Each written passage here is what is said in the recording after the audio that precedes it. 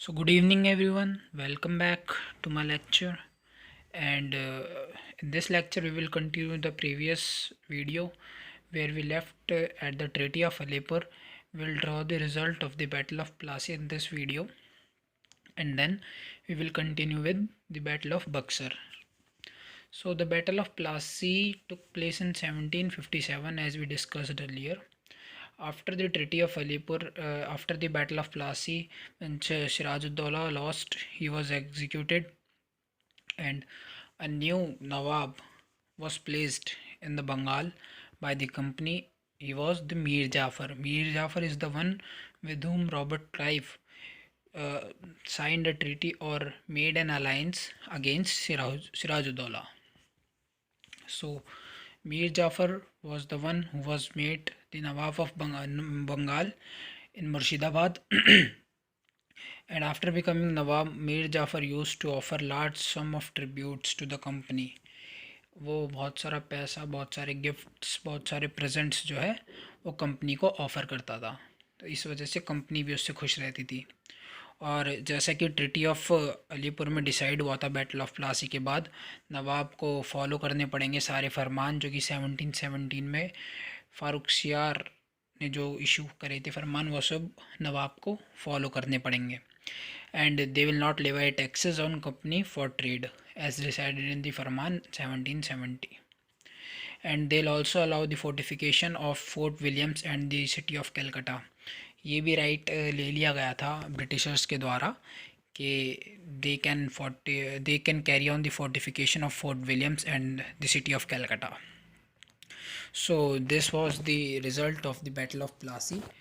Now we will move to the next event in the British Indian War, the war series between Britishers and the Indian state, that is Battle of Buxar 1764. The Battle of Buxar was also fought between the Robert Clive from the side of Britishers and between the Nawab of Bengal, who was Mir Qasim. Mir Qasim was the Nawab of Bengal in 1764, with whom the Battle of Buxar was fought. So the causes of the Battle of Buxar are the misuse of Dastak. As we all know that in Treaty of Alipur it was decided that the Farman will be followed by the Nawab of Bengal and they will not levy any more taxes on the company. So they were misusing the Dastak. Also, Mir Qasim has abolished all the duties for inland trade for other tradesmen or other businessmen as well. Means the company will not pay any taxes. The Nawab will not levy taxes on company according to the Dastak, but he also abolished those taxes for the other traders as well in the territory of Bengal. Means जो कि company के अलावा और जितने भी trader हैं जो कि काम कर रहे हैं बंगाल में, उनको भी अब कोई टैक्स नहीं देना था.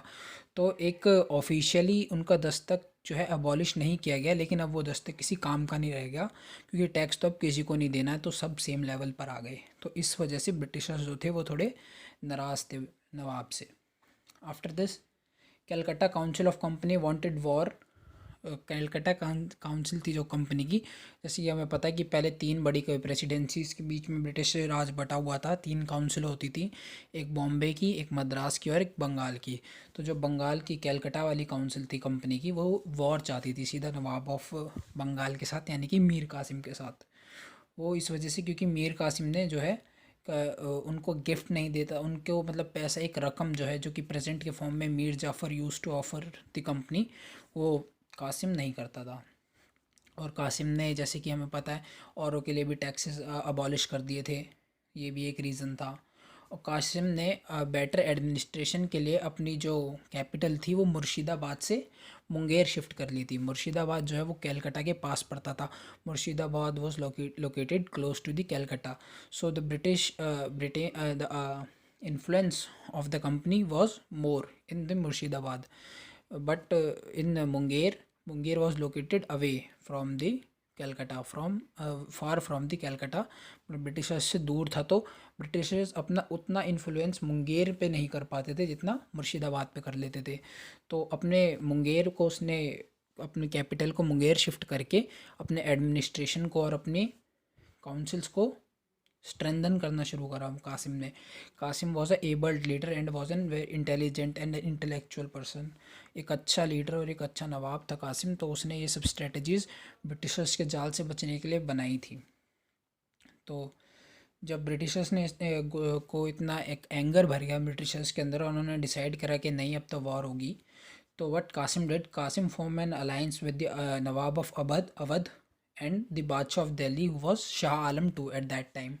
तो उसने जैसे कि ये सब जो छोटी छोटी अवध था, बंगाल था, ये दोनों मुग़ल डायनेस्टी, मुग़ल एम्पायर में से ही टूटे हुए हिस्से थे। ऑफिशियली ये मतलब एकदम से ऑटोनॉमस हो गए थे, लेकिन इन्होंने ये डिसाइड करा था कि हाँ, दो दिल्ली है वो हमारा बड़ा भाई है, और जब भी इनको मदद की हेल्प होगी कि हम अपनी इनको आर्मी देंगे, हम इनको पैसा देंगे, ये हमारे बड़े भाई हैं, ये वहाँ पे हैं, लेकिन यहाँ पे ऑटोनॉमसली हम राज करेंगे बंगाल और अवध में।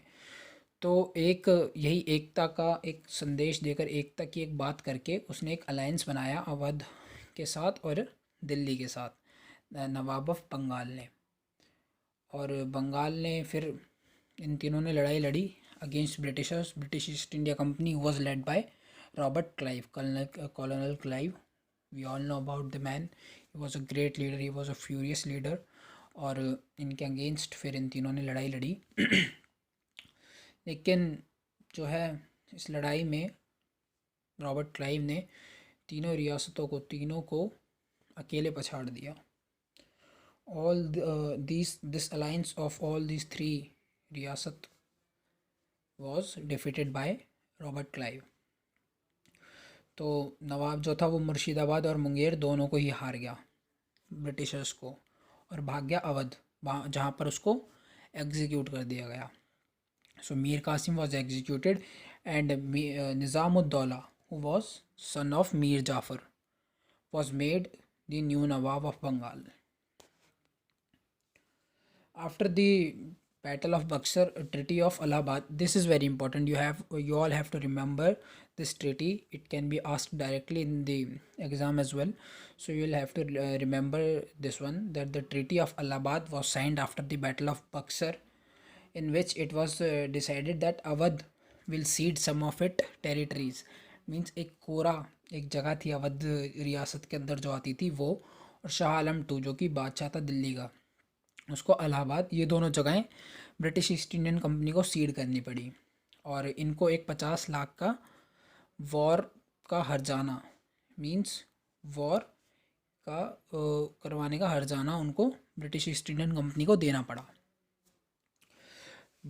मुग़ल हैव टू पे an annual tribute of 25 lakhs. Mughals को भी हर सालाना 25 लाख रुपए कंपनी को देने पड़े, और मतलब हर साल मुग़ल्स को 25 लाख रुपए कंपनी को देने थे इस ट्रीटी के अकॉर्डिंग। और Awadh will support the company in war with its army and also Mughal army.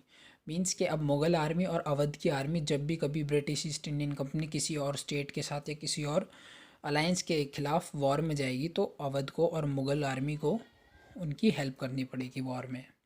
ये एक पॉइंट था जो डिसाइड हुआ था। और एक जो सबसे इम्पॉर्टेंट पॉइंट है अगला, कि diwani rights of Bengal was taken along with Bihar and Odisha from Shah Alam two. Means जो दीवानी राइट्स थे, जो टैक्स कलेक्ट करने की जो पावर थी, वो ब्रिटिश ईस्ट इंडियन कंपनी ने शाह आलम टू से लेकर के अपने पास ले ली थी। बिहार, उड़ीसा और बंगाल, इन 3 जगहों की। मतलब अब जब इन 3 इलाकों से अब टैक्स कौन कलेक्ट करेगा? ब्रिटिशर्स। एडमिनिस्ट्रेशन और बाकी सब तो देखेंगे बंगाल के लोग ही, नवाब ऑफ बंगाल ही वहाँ पर एडमिनिस्ट्रेट करेगा और रूल करेगा। बस जो टैक्स कलेक्ट जो होगा वो ब्रिटिशर्स कलेक्ट करेंगे टैक्स, और वो अपनी ट्रेजरी में डालेंगे उस टैक्स को। तो diwani rights of Bengal were taken by the company. और इसी सिस्टम को ड्यूअल एडमिनिस्ट्रेशन सिस्टम कहा गया, जो कि 1772 तक फंक्शन में रहा। उसके बाद इस सिस्टम को हटा दिया गया 1773 में। So this is all for this lecture. We will continue this series in the next lecture. Till then, thank you.